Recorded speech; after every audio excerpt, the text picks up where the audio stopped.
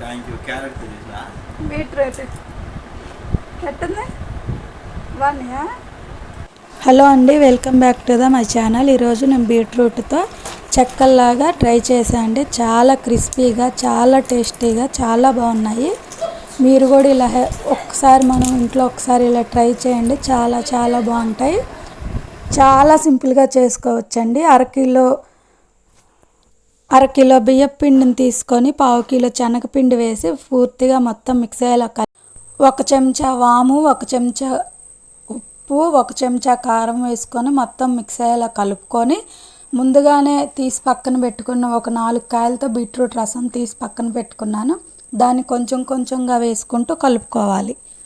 మొత్తం చపాతీ పిండిలా కలుపుకొని కార్పోస గిద్దెల్లో ఉంటాయి కదండి, వాటితో చేస్తున్నాను.